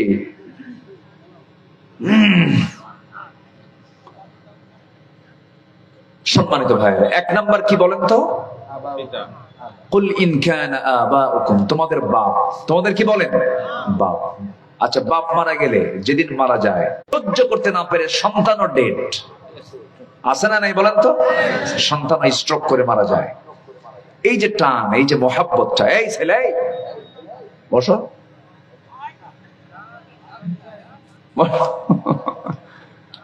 যেতে দেবো না তো, একটু বসেন। আচ্ছা, তাহলে এই কষ্ট পেলেন নাকি আপনারা? আবার কষ্ট মনে করা যাবে না। ওই যে বাচ্চা যদি দুধ না খেতে চায়, তখন মা কি করে? একটু আদর করে, বাবা খা, খা বাবা খা, তাও খায় না। ওষুধ, জ্বর আসছে, 103 ডিগ্রি জ্বর, ওষুধ খায় না, তিতা। যখন খেতে না চায়, খেতে চাচ্ছি না, তখন মা কি করে? 2 হাত আর 2 পা শক্ত করে ধরে মুখের মধ্যে নখ ঢুকে দেয়, খা। কেন? এতে কি মহব্বত কমে গেছে না? মহব্বত কমে গেছে না মহব্বত বেশি হয়েছে? কিন্তু এখানে ধমকের সুরটা হলো কি? জোরে। আমি যে ধমকটা দিলাম, এটা কিন্তু আবার রাগারাগির না, এটা মহব্বতের। রাগ করা যাবে না। একটু বসে। সম্মানিত ভাইয়েরা, তাহলে বাপ যেদিন মারা যায়, অনেক সন্তান আছে হার্ট স্ট্রোক করে সন্তানও মারা যায়, মানে বাবার লাশের সাথে সন্তানের লাশও চলে যায়। এই যে একটা টান, এই যে একটা মহাব্বত, বাবা এই দুনিয়াতে সন্তানের কাছে যেমন আপন, আবার সন্তানও বাবার কাছে আপন। আল্লাহ তাআলা সন্তান আবার দিয়েছেন পরে, ওয়াবনাউকুম, তোমাদের সন্তান সন্ততি, তোমাদের বাবা তোমাদের সন্তান সন্ততি, ওয়া ইখওয়ানুকুম, তোমাদের ভাই, ভাইয়ের প্রতি ভাইয়ের টান আছে, ওয়াজওয়াজুকুম, তোমাদের বউ, বিয়ের ফলে যে বউটা হয়ে গেল, দেখবেন যখন বিয়ে করে নাই তখন মার দিকে ব্যাপক টান, বাবার দিকে ব্যাপক টান, বিয়ের পরে তখন টান চলে যায় কার দিকে? যায় কিনা বলেন? সবাই বলবেন, একটু প্রশ্ন দিবেন, প্রশ্ন উত্তরটা দিবেন। সবাই বলুন তো, মা বড় না বউ বড়? দেখছেন কি কয় এগুলো? কি ওয়াজ করবো আমি? বলেন, মা বড় না বউ বড়? মাহফিলে মা বড়, বাড়িতে বউ বড়। তাহলে মায়া দয়া আছে তো? বউয়ের দিকে মায়া দয়া আছে না নাই বলেন? স্বামীর দিকে টান আছে না নাই? আছে। তাহলে আল্লাহ তাআলা যে প্রসঙ্গগুলো টানছেন, এই যে মায়া মহাব্বত গুলো টানছেন, এটা এমনি টানেন নাই, তেমনি এখানে এমনি কোট করেন নাই। আমার বন্ধুগণ, তাহলে তোমাদের বাবা, তোমাদের সন্তান, তোমাদের ভাই, তোমাদের বউ বাচ্চা, তোমাদের স্ত্রী, পরিবার পরিজন, ওয়াশিরাতুকুম, তোমাদের গোত্র, তোমাদের গোষ্ঠী, তোমাদের বংশ। আল্লাহ তাআলা এখানে কোনটাই বাদ দিলেন না। 8টা জিনিসের মধ্যে 8টা ব্যক্তি এবং বস্তু ঢুকায় দিয়েছেন। আল্লাহ তাআলা 1 নাম্বার বলছেন বাবার কথা, নাম্বার 2 হলো সন্তানের কথা, নাম্বার 3 হলো ভাইয়ের কথা, নাম্বার 4 হলো স্ত্রীর কথা, নাম্বার 5 হলো গোত্র বংশের কথা। এখানে আত্মীয় স্বজন সব কিছু এখানে ঢুকে গেছে। এরপর আল্লাহ তাআলা মালের কথা বললেন, এরপরে আল্লাহ তাআলা বাড়ির কথা বলেন। বাড়ির দিকে টান আছে না নাই? আসতে বলবেন না, আছে না নাই? দেখবেন হাজারো রাজপ্রাসাদে আপনাকে থাকতে দেওয়া হোক না কেন, 2 দিন 3 দিন থাকার পর আপনার ভাল লাগবে না। আপনি বলবেন আমার নিজের বাড়িতে আমি কখন যাবো, আমার সাকিনু তারদাউনাহা। এই যে বাড়ির প্রতি টান, বাড়ির প্রতি মহব্বত, সম্পদের মালের প্রতি মহব্বত। এরপর আল্লাহ রাব্বুল আলামিন বলছেন এই যে 8টা মহব্বত আমি তোমাকে দিয়ে দিলাম, এই 8টা মহব্বতের চাইতে বেশি মহব্বত দেখাতে হবে 1 নাম্বার কার দিকে? কার মহব্বত বলেন? আল্লাহর মহব্বত। যেমন করে সাহাবে কেরাম দেখিয়েছেন, নিজের বাবাকে তরবারি দিয়া গর্দানটা উড়াইয়া দিয়ে প্রমাণ করেছেন আমি আল্লাহ রাসূলকে বেশি ভালোবাসি। এমন নজির বহু সাহাবীর জীবনে আছে। যুদ্ধের ময়দান, সাহাবে কেরামকে নিয়ে রাসূল মক্কা থেকে মদিনা হিজরত করেছেন। 1 বছরও যেতে না যেতে রমজান মাসের হুকুমটা যখন চালু হলো, রোজা ফরজ হয়ে গেল। দ্বিতীয় হিজরিতে প্রথম রোজা ফরজ হয়েছে। মাত্র 16টা রোজা সাহাবে কেরাম রেখেছেন। আমার নবীজির কানে যখন যুদ্ধের ডাক চলে এসেছে, ওহী নাজিল হয়ে গেল। আমার রাসূল বলেন সাহাবীরা, লোহিত সাগরের পাশ দিয়ে ঘেঁষে ঘেঁষে কুরাইশরা 1000 সৈন্য নিয়ে বদর প্রান্ত হাজির হয়েছে। কে কে পারবে আমার সঙ্গে যুদ্ধে তাদের বিরুদ্ধে লড়াই করতে? সাহাবে কেরাম দাঁড়িয়ে গেলেন, লাব্বাইকা ইয়া রাসূলুল্লাহ, আপনি যা বলবেন আমরা তাই মাথা পেতে নেব, আপনি আমাদেরকে অর্ডার দিয়ে দেন। রাসূল সঙ্গে সঙ্গে বলেন, শোনো, যে যুদ্ধের দিকে আমি তোমাদেরকে ডাকতেছি এই যুদ্ধের ময়দান হলো বাপ বেটার যুদ্ধ, এই যুদ্ধ হলো ভাই ভাই যুদ্ধ, এই যুদ্ধ হলো বংশে বংশে যুদ্ধ, এই যুদ্ধ হলো বন্ধু বন্ধু যুদ্ধ। চোখের সামনে কেউ বাপকে দেখবে, কেউ ভাইকে দেখবে, কেউ নিজের আপনজনকে দেখবে, চাচাকে দেখবে, শ্বশুরকে দেখবে, জামাইকে দেখবে। যুদ্ধ করতে পারবে নাকি? সাহাবা কেরাম রাসূলকে লক্ষ্য করে বলছেন, আল্লাহর কসম করে বলি ইয়া রাসূলুল্লাহ, যে ইসলামকে গ্রহণ করতে গিয়ে দুনিয়ার সবকিছু ছেড়ে দিয়েছি, সেই ইসলামকে রক্ষার জন্য সে আল্লাহ রাসূলের মহব্বতে দুনিয়ার সমস্ত মহব্বতকে আমরা ছেড়ে দিতে রাজি আছি। আমার নবীজি সবাইকে নিয়ে রমজান মাসে রোজা ভেঙে ফেলে দিয়া 17তম রমজানের দিন আমার নবীজি যখন বদর নামক প্রান্তরে যখন পৌঁছে গেলেন, একজন সাহাবীর সামনে দাঁড়ায় দেখলেন নিজের জন্মদানকারী পিতা তার বিরুদ্ধে যুদ্ধ করতে মাঠে এসেছে। সেই সাহাবী ভাগ্যবান সাহাবীর নাম হলো উবাইদ ইবনুল জাররাহ রাদিয়াল্লাহু তাআলা আনহু। নিজের জন্মদানকারী পিতাকে দেখতে পেলেন, যার করে তিনি মানুষ হয়েছেন, লালিত পালিত হয়েছেন। সেই জন্মদানকারী পিতাকে প্রথমবার দেখে তিনি কেঁদে ফেললেন। 1 বছর পর বাবার চেহারা দেখলেন, মদিনায় তিনি হিজরত করে এসেছেন। মনে মনে চিন্তা করলেন, জন্মদানকারী পিতা আমি তাকে কেমন করে আঘাত করি, না আমি তাকে মারবো না। তরবারি গুটায় নিলেন, ইউটার্ন করলেন, আবার পরক্ষণে ভাবলেন না না, আহাব্বা ইলাইকুম মিনাল্লাহি ওয়া রাসূলিহি ওয়া জিহাদিন ফি সাবিলিহি, কোন ক্রমে সম্ভব নয়, বাপকে বাপ মনে করা যাবে না। শিরকের প্রতীক মনে করে বাবার সামনে এসে দাঁড়ালেন। তরবারি দিয়া চক্ষু বন্ধ করে বাবার গর্দান বরাবর হাঁকায় দিলেন তরবারি। মস্তকটা ছিটকে পড়লো, রক্ত ফিঙ্কি দিয়ে পড়লো। বাপ দুনিয়া থেকে বিদায় হয়ে গেল। বদর যুদ্ধের বিজয়ের পরে নবীজি সবার চেহারায় মুখের হাসির ঝিলিক দেখলেন, কিন্তু আমার নবীজি দেখতে পাচ্ছেন সে উবাইদার মুখে কোনো হাসির চিহ্ন নাই। রাসূল বললেন, আমার উবাইদার কি হয়েছে? সাহাবীর উবাইদা কেন কান্দে? হুজুর, উবাইদা আজকে তার বাপকে হারিয়েছে যুদ্ধের ময়দানে। কে মেরেছে? আমার প্রিয় সাহাবী উবাইদার বাপকে কে মেরেছে বলো হুজুর? কেউ মারেনি, উবাইদা তার নিজ হাতে তার বাপকে দুনিয়া থেকে বিদায় করেছে। আমার নবীজি বললেন, উবাইদারে আমার বুকের মধ্যে চলে আয়। রাসূল তাকে বুকের সঙ্গে আলিঙ্গন করে বললেন, সাহাবীরা, আমার উবাইদা আজকে জান্নাত কিনে নিয়েছে। জোরে বলেন সুবহানাল্লাহ, আরো জোরে বলেন সুবহানাল্লাহ।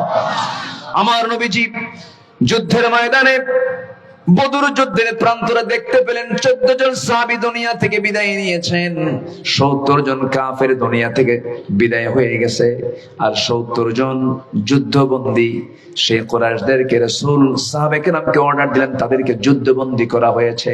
সেই যুদ্ধবন্দীর মধ্যে দেখা গেল আমার নবীজির আপন চাচাও আছেন, তার নিজের বড় মেয়ের জামাইও আছে। আপন চাচা এবং আপন বড় মেয়ের জামাই। বড় মেয়ের জামাই এলাকায় কি বলে, আমি কি কথা ঠিক বলতেছি তো নাকি? জামাই বলে তো নাকি, না কুটুম কয় নাকি? আচ্ছা, বড় জামাই। হ্যাঁ, আমার রাসূলের মেয়ে কয়জন ছিল বলেন তো? কয়জন বলেন তো? 4 জন। 2 জনকে রাসূল মানে নবুয়তের আগেই তিনি বিয়ে দিয়েছিলেন। কথা কি বুঝতেছেন আপনারা? রাসূল যায়েনব রুকাইয়া রাদিয়াল্লাহু আনহুমা এই 2 জনকে রাসূল আগেই বিয়ে দিয়েছিলেন। এর মধ্যে একজন যেটা বড় জামাই, এই আবুল আস এসে আবু জেহেলের নেতৃত্ব গ্রহণ করে বদরের যুদ্ধে যুদ্ধ করতে এসে যুদ্ধবন্দী অবস্থায় নবীর হাতে সে গ্রেফতার হয়ে যায়, যুদ্ধবন্দী হয়ে যান। আমার নবীজি দেখতে পেলেন, সাহাবায়ে কেরাম ভাবলেন নবীজির আপন জামাই, বড় মেয়ের জামাই, আবার আপন চাচা, এদেরকে কেমনে এরকম পানিশমেন্ট করি? তো সবাইকে পিঠ মোড়া দিয়ে শক্ত করে বাঁধছে। মানে পিঠ মোড়া দিয়ে শত্রুকে নরম করে বাঁধা যাবে বলেন তো? ছুটে যাবে তো? সবাইকে শত্রু তো তারা শক্ত করে পিঠ মোড়া দিয়ে বাঁধছে, কিন্তু জামাই তো 14 গোষ্ঠীর ঠাকুর। এই এলাকায় আছে নাকি কথা? তো জামাইকে তো এরকম কষ্ট করে দেওয়া যায় না, তো একটু মানে নরম বাঁধন দিয়া পিঠ মোড়া দিয়ে বাঁধছে, কিন্তু বাঁধনটা একটু নরম করে দিয়েছে সাহাবীরা। এদিকে চাচার বাঁধনটা নরম করে দিয়েছে। রাসূল বললেন তো ওদেরকে খেজুর দিয়ে দাও, সবাইকে খেজুর দিছে, কিন্তু এই 2 জনকে আবার স্পেশাল একটু রুটি এবং গোশত দেওয়া হয়েছে, মানে উন্নত খাবার দেওয়া হয়েছে। চাচা আবার জামাই।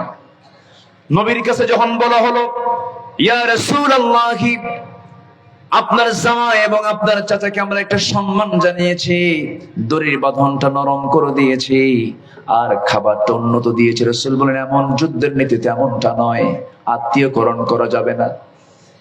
সব এখানে শত্রু, জামাই দেখা যাবে না, চাচা দেখা যাবে না।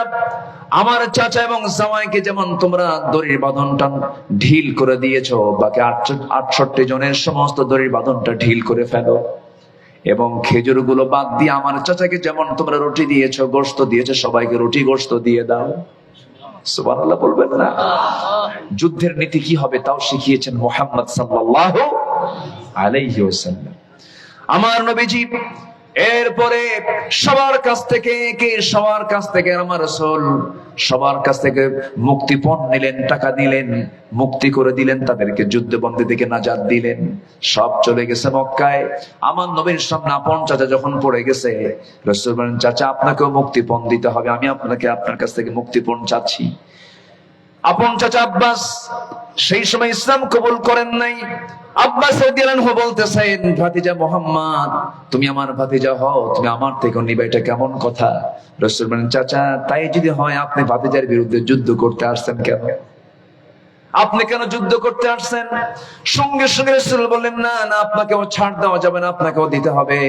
সঙ্গে সঙ্গে তাফসীর এসেছে, ব্যাখ্যা এসেছে, আব্বাস রাদিয়াল্লাহু আনহু বলতেছেন মুহাম্মদ আমার বাড়িতে তোমাকে দেওয়ার মতো কিছুই নাই, কিছুই রেখে আসি নাই। সঙ্গে সঙ্গে রাসূল মুস্কি হাসি মেরে বলছেন চাচা মিথ্যা কথা বলেন কেন? আপনি তো চাচি আম্মার কাছে কিছু স্বর্ণের টুকরা রেখে আসছেন। সাইয়েদনা আব্বাস বললেন ও আমার ভাতিজা মুহাম্মদ, আমার বাড়ি ঘরের ভিতরের গোপন জিনিসের রহস্য তোমাকে কে জানালো? সঙ্গে সঙ্গে রাসূল বলছেন আমি তো গায়েবের মালিক নই, তবে গায়েবের মালিক আল্লাহ তাআলা আমাকে ফেরেশতার মাধ্যমে জানায় দিয়েছেন। সাইয়েদনা আব্বাস হাতটা গায়ে দিয়ে বলছে ভাতিজা মুহাম্মদ আর শত্রুতা করে লাভ কি, আমার কালেমা পড়া। যেরকম সুবহানাল্লাহ, কালেমাটা পড়ায়া নিলেন, তাকে নিয়ে নিলেন দলের ভিতরে। আমির হামজা রাদিয়াল্লাহু তাআলা আনহু তিনিও কাফের ছিলেন, তিনিও কালেমা পড়ে মুসলমান হয়েছেন, কিন্তু আবু লাহাবকে পারেন নাই, আবু তালেবকে পারেন নাই। তাহলে বলেন আমার নবীর আপন চাচা 2 জন কালেমা পড়লো না, এটা কিন্তু আমার নবীর ব্যর্থতা নাকি? হেদায়েতের মালিক কে? আমাদের মধ্যে অনেকের চাচা কিন্তু খুব খারাপ আছে, আসতে হয়। আজ থেকে আছে না নাই? আমাদের মধ্যে আমাদের আপন চাচা কিছু খারাপ আছে না? যখন খারাপ লাগবে আপনার যে আমার এরকম খারাপ চাচা, এরকম যে মন খারাপ হয়, তখন ভাববেন যে রাসূলের চাচাও ছিল আবু লাহাব। আল্লাহ আমার কবরে এরকম আবু লাহাব থুয়ে দিয়েছে। মন খারাপ করা যাবে না। যখন দেখবেন নিজের সন্তানটা কথা শোনে না, তখন চলে যাবেন নূহ আলাইহিস সালামের দিকে।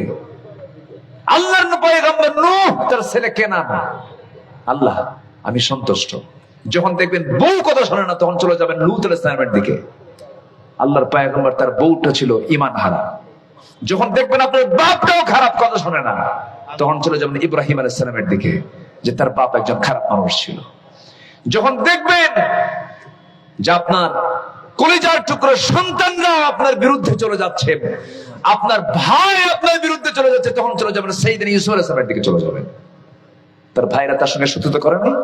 করেছে। সব নবী হচ্ছে আমাদের আদর্শ। যেরকম আল্লাহু আকবার।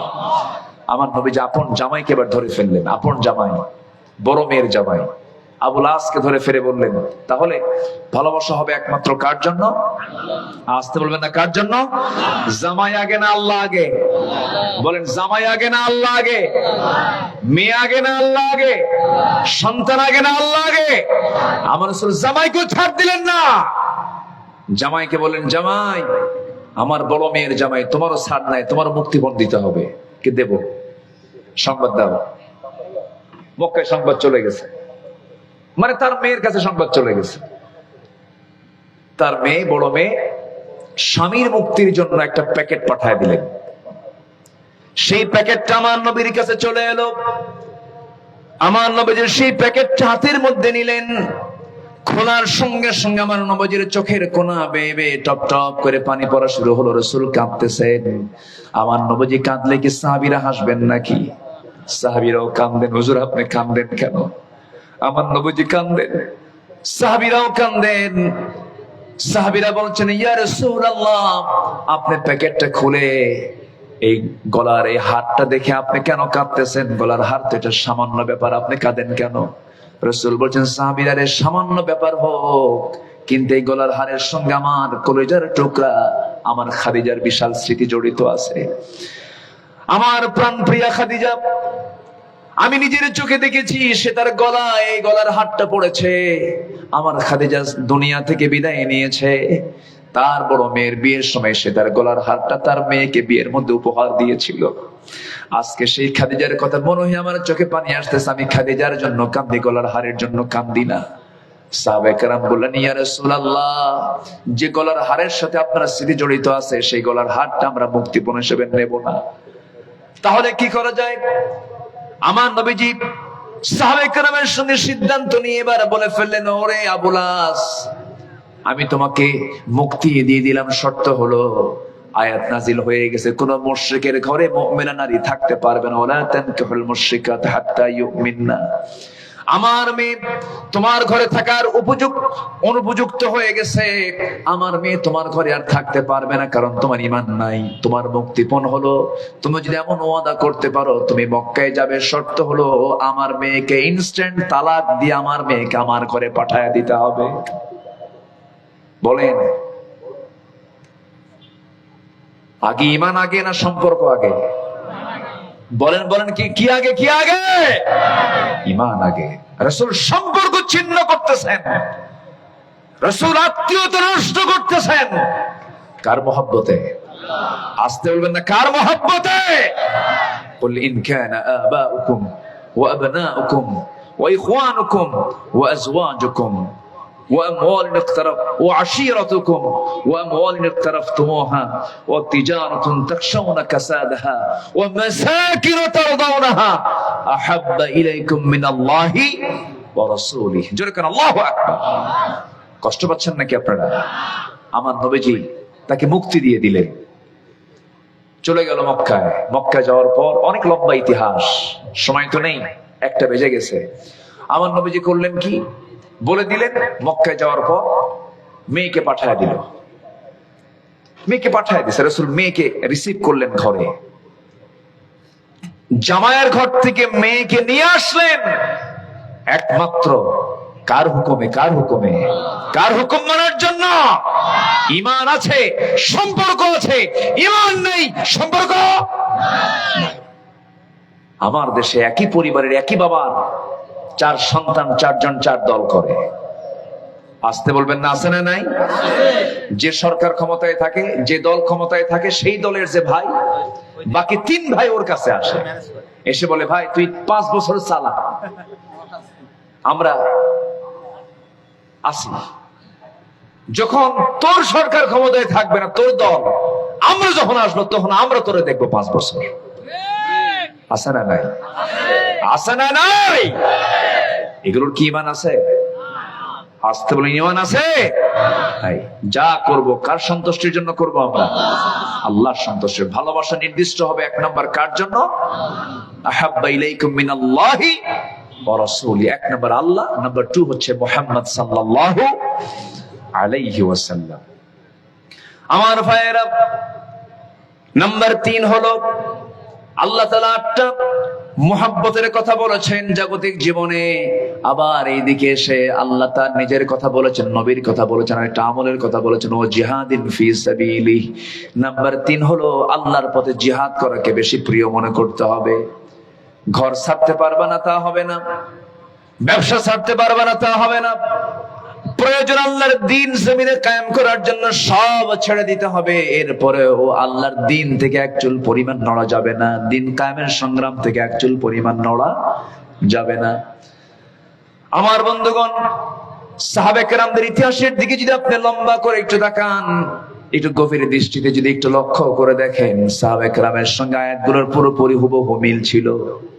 আমার বন্ধুগণ, একজন বড় ধনী সাহাবীর কথা মনে হয়ে গেল আমার। আব্দুর রহমান ইবনে আউফ নামে একজন সাহাবী ছিলেন, কোটি কোটি টাকার মালিক ছিলেন। রাসূল যখন মক্কা থেকে মদিনায় হিজরত করেছেন, আব্দুর রহমান ব্যবসা ছাড়লেন, পরিবার ছাড়লেন, ঘর ছাড়লেন, বাড়ি ছাড়লেন, নবীর সঙ্গে মদিনায় চলে গেলেন। দুপুরবেলা খাবার নাই, রাত্রেবেলা খাবার নাই, নবীর সামনে না খেয়ে থাকেন আব্দুর রহমান ইবনে আউফ। আমার নবীজি একদিন দেখে কেঁদেই ফেললেন। কেঁদে ফেলে বলছেন, আব্দুর রহমান, আমার এই 2 চোখ সাক্ষী, তুমি মক্কায় কোটি কোটি টাকার ব্যবসা বাণিজ্য করেছো, বউ ছিল, সন্তান ছিল, সবকিছু ছিল, সব ছেড়ে আজকে ফকির হয়ে গেছো, তোমার কি কষ্ট হয় না? আব্দুর রহমান ইবনে আউফ মুস্কি মুস্কি হাসি মেরে বলে, হুজুর, দুনিয়ার সব ছেড়েছি, কিন্তু পেয়েছি আমি আল্লাহ এবং আপনার রাসূলকে পেয়েছি। জোরে কোন সুবহানাল্লাহ। আমার কিচ্ছু দরকার নাই। রাসূল বলেন, না রে না আব্দুর রহমান, আমি তোমার জন্য একজন ধনী মদিনার আনসার সাহাবীর সঙ্গে বন্ধুত্ব করে দেব। আনসার সাহাবীকে ডাক দেব, আনসার সাহাবী, দেখো এ আমার আব্দুর রহমান আমার খুব প্রিয় সাহাবী, খুব ধনী ছিল, দেখো তোর জন্য কিছু করা যায় নাকি? গোড়ার পিঠ উঠায় নিয়ে মদিনার সবচেয়ে বড় বড় 2টা খেজুর বাগান দেখায় দিয়ে বলছেন, আব্দুর রহমান, তোমার যে বাগানটা পছন্দ হবে সেই বাগানটা আমি এই মুহূর্তে তোমার নামে দলিল করে দেব। আব্দুর রহমান বললেন, ভাই আনসার সাহাবী, আর কি বলবে বলো, আমার 2টা বউ, যে কোনো একটা বউকে আমি তালাক দেব, তাকে তুমি বউ বানায় নিবা, কারণ মদিনার কোন মেয়ের বাপ তোমার সঙ্গে বিয়ে দেবে না, কারণ তোমার ঘর বাড়ি টাকা পয়সা কিছু নাই। আব্দুর রহমান ইবনে আউফ বললেন, ও আমার আনসার সাহাবী ভাই, তোমার বউকে তালাক দেওয়ার দরকার নাই, খেজুর বাগান আমার নামে দলিল করে দেওয়ার দরকার নাই, একটু আমার জন্য একটু ছোট্ট বাজার দেখায় দাও, একটা ব্যবসা শিখায় দাও, ব্যবসাটা ধরে ফেলি। একটা ছোট্ট বাজার দেখায় দেওয়া হলো, ছোট্ট একটা ব্যবসা তাকে শেখায় দেওয়া হলো।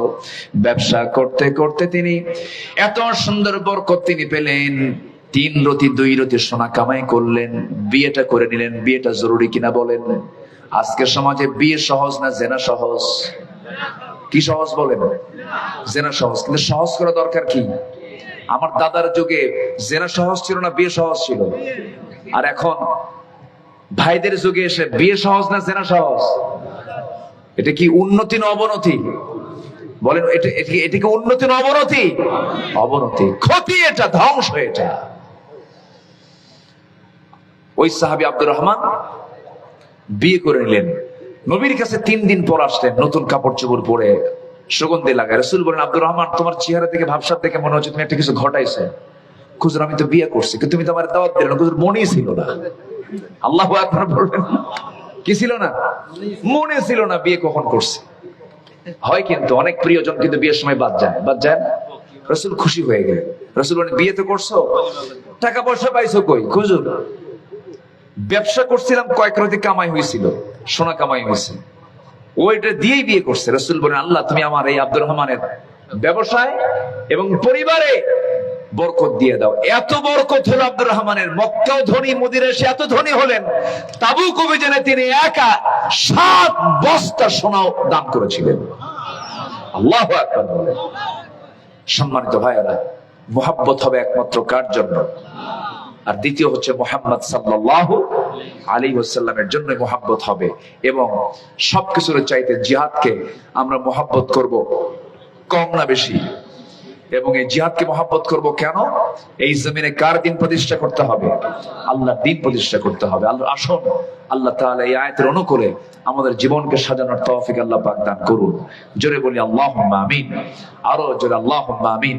যে শ্রোতাগুলো বসে আছেন, আমি জানি আপনারা আরো শুনবেন কথাগুলো, কিন্তু না, আমরা সময়টা আর লম্বা করবো না। যতটুকু শুনেছি আমরা বলে ফেলি আলহামদুলিল্লাহ। জোরে বলি আলহামদুলিল্লাহ। সবাই ফজর পড়বেন কি? সবাই ফজর পড়বেন? হ্যাঁ, ফজর পড়বেন কারা কারা? একটা হাত তুলে দেখেন তো দেখি। জোরে বলি ইয়া আল্লাহ। আরো জোরে ইয়া আল্লাহ। আমাদেরকে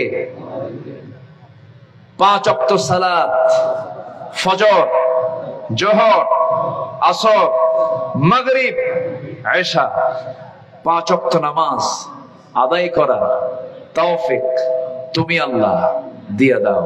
জোরে বলি আমিন। আরো জোরে আমিন। যে যেখানে আছেন বসে পড়ুন। নামাজের মতো করে আমরা একটু বসি, নামাজের মতো করে বসি। আমরা আল্লাহর কাছে চাবো, আল্লাহর কাছে প্রার্থনা করব ইনশাআল্লাহ। কি এটা? আমরা নদীতে নৌকা চালাই, সেই সময় দেশের এক প্রান্ত থেকে মালামাল প্রতিনিয়ত অন্য প্রান্তে নিয়ে যাই। আমাদের দৈনন্দিন খাওয়া দাওয়া সব নৌকাতে হয়। আমাদের জন্য নামাজ কি কাসর? আচ্ছা আচ্ছা, বুঝতে পারছি। জার্নি বাই বোট, তাই না? হ্যাঁ, সফর তো সফরই। সফর যদি আপনার 48 মাইল যদি আপনি ক্রস করেন, আপনাকে মুসাফির মনে করে আপনাকে সেইভাবেই সালাত আদায় করতে হবে, কসর করতে হবে। আপনি মুসাফির অবস্থায় কোন ক্রমেই 4 রাকাত নামাজ পড়তে পারবেন না। এটা হুকুম কার? আল্লাহ যেটা হুকুম করেছেন, নামাজ যেমন 5 ওয়াক্ত হুকুম করেছেন, সে আল্লাহ কসর হুকুমটাও করেছেন। কসরটা এখন যদি দূরে যায়, যদি দূরে চলে যায়, 15 দিন যদি ক্রস হয়, তখন আর মুসাফির থাকবে না। এটা মেয়াদ আছে। 15 দিন যদি পার হয়ে যায়, তখন আপনি চলে গেছেন প্রবাসে, মালয়েশিয়ায় আছেন আপনি। ওখানে কি 15 দিনের জন্য যায় কেউ? না। 15 দিনের কম হলে মুসাফির, 15 দিনের বেশি হলে তখন কি সেই জায়গায় সে মুকিম হয়ে গেল, তখন আর মানে কসর হবে না। তখন তাকে কি বলে, সেখানকার মুকিম হিসাবে তাকে 4 রাকাত নামাজ, জোহর, আসর এবং এশার নামাজ 2 রাকাত হবে না, পড়তে হবে কয় রাকাত? 4 রাকাত। আল্লাহ তাআলা এই মাসলা মাসাইল গুলো আমাদের সবার জানা দরকার। আল্লাহ আমাদের সবাইকে আমল করার তৌফিক দান করুন। জোরে বলি আল্লাহুম্মা আমিন। যে আসুন, যে যেখানে আছে আমরা দোয়া করি। আমরা আল্লাহর কাছে যাব, সবার কাছে আমি দোয়া চাই। সবাইকে আমার জন্য দোয়া করবেন, আমিও দোয়া করি আপনার জন্য, আবারও যেন দেখা হয়, কথা হয়, এই আশাবাদ কামনা করছি। আমার আসাদুল ভাই কোথায়? আসাদুল্লাহ, যে আমার অন্ধ ভাইটা না, আসাদুল ভাই, আল্লাহু আকবার। উনি জি, আসুন আমরা আল্লাহর কাছে যাবো। আর মা বোন যারা মাহফিল আসছেন, মেহেরবানি করে, মাদেরকে কথা বলেছি কিছু কথা, বিশেষ করে একটা জিনিস খেয়াল রাখতে হবে। ইহুদি খ্রিস্টানদের এজেন্ডা হলো মুসলিম পরিবারের মেয়েদেরকে উলঙ্গ করে রাস্তায় বের করা। আল্লাহ তুমি এলাকার মাদেরকে ইহুদি খ্রিস্টানদের এই ফাঁদে পা না দিয়ে আল্লাহ তাআলার নির্দিষ্ট ফরজ হুকুম পর্দায় থাকার তৌফিক আল্লাহ তাআলা দান করুন। জোরে বলি আল্লাহুম্মা আমিন। যে আসুন আমরা আল্লাহর কাছে যাবো, আল্লাহর কাছে প্রার্থনা করবো। সবাই বলে সুবহানাকা আল্লাহুম্মা ওয়া বিহামদিকা আশহাদু আল্লা ইলাহা ইল্লা আনতা আস্তাগফিরুকা ওয়া আতুবু ইলাইকা। চিৎকার মেরে বলি আল্লাহ, আমার জীবনের সগীরা কবীরা, ছোট বড় সব গুনাহ তুমি আল্লাহ মাফ করে দাও। জোরে বলুন ইয়া রাব্বাল আলামিন। আসুন আমরা আল্লাহর কাছে চাই, আপনি দোয়া করে দেন। এই এলাকার একজন দেশবরেণ্য আলেমে দ্বীন, ওস্তাজুল আসাতিজা, জয়নগর না, খলিলুর রহমান মাদানী হাফিজাহুল্লাহ। এটা বরকতময়, আপনার বরকতময়, তার জন্য আমি মনে করি জগৎধন্য, তিনি আলেমদের প্রতিনিধিত্ব করছেন, আলিমুল উলামা তিনি। আলহামদুলিল্লাহ, আল্লাহ তুমি তার এই খেদমতকে কবুল করো। এলাকাবাসী ধন্য যে তার মতো একজন বিজ্ঞজনের জন্ম এই এলাকায় হয়েছে।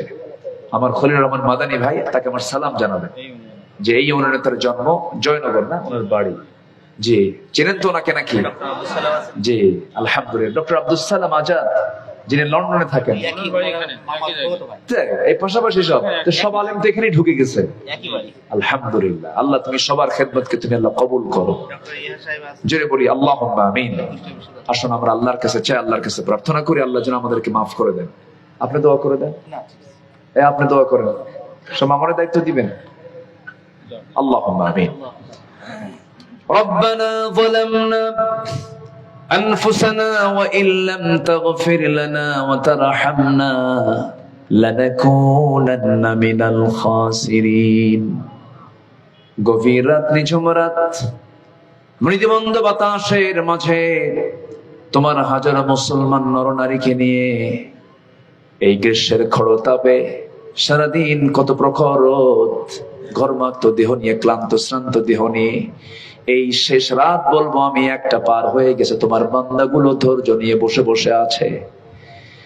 ধৈর্যের পরীক্ষায় শেষ পর্যন্ত তোমার বান্দাগুলো যারা শেষ আনতে এসে কাঙ্গাল ফিকিরের মতো যারা দোয়ায় শামিল হয়ে গেছে, তোমার দরবারে ফরিয়াদ করি, তোমার দরবারে প্রার্থনা করি আল্লাহ আমাদের সবার তামাম জিন্দেগীর সমস্ত গুনাহগুলোকে মাফ করে দাও। জনম দুঃখিনী মা যারা চলে গেলেন, জিন্দেগীর গুনাহগুলো মাফ করো, কবরগুলোকে জান্নাতের টুকরা বানায়া দাও। আয় আল্লাহ তাআলা আমাদের মাঝ থেকে যাদের আব্বা মা জনমের মতো বিদায় নিয়েছেন, এমন ভাই অনেকে হাত তুলতে পারেন, নিজের মাকে নিজের হাতে দাফন করেছেন, নিজের বাবার লাশ কাঁধে বহন করে কবর পর্যন্ত নিয়ে চলে গেছেন। মেহেরবানি করে জিন্দেগীর গুনাহগুলো মাফ করে দাও, কবরগুলোকে জান্নাতের টুকরা বানায়া দাও। আব্বা আম্মার জন্য কি দোয়া তাও শিখিয়ে দিয়েছো। চক্ষু বন্ধ করুন, আল্লাহর শেখানো দোয়া পরে দিল থেকে সবাই বলুন, রব্বিরহামহুমা কামা রব্বায়ানি সগীরা।